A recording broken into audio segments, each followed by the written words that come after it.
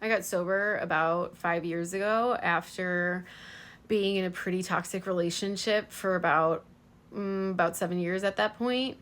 And what I have realized in retrospect is that I was numbing to be able to stay in that really terrible situation. And until I stopped numbing, then I could actually get a lay of the land and see what was actually happening and take some action to change my situation. So I just heard this phrase recently that comfort is the enemy of progress. And I was like, oh my gosh, that's what I was doing. I was making myself comfortable in a life that was not meant for me, that somehow I had ended up in because I had ignored my intuition and said yes when I meant no, and just like poured myself out for other people and ignored all of my needs. And I was using alcohol to like make it okay. But on the inside I was like nearly dying spiritually. And so once I finally woke up, stopped drinking, and what do you know, I like actually took some action because I was no longer comfortable.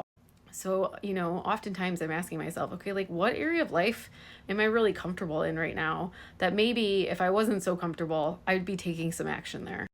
And it also helps me to look at pain differently. I think I, for the longest time, was thinking that it was like a punishment, but really it was my body's way or my spirit's way of trying to alert me to the fact that I was on the wrong path and going in a very wrong direction. So these days I look at pain very differently now. It's more of a, okay, let's pay attention to this situation. What needs work here? As opposed to, oh my gosh, I'm being punished. I don't deserve this. Why is this happening to me? And it's also made me grateful for the hard times in my life because those hard times helped me see where I needed to work and move forward and grow. Hopefully this resonates with someone. I'm Kirby. I'm a recovering people pleaser.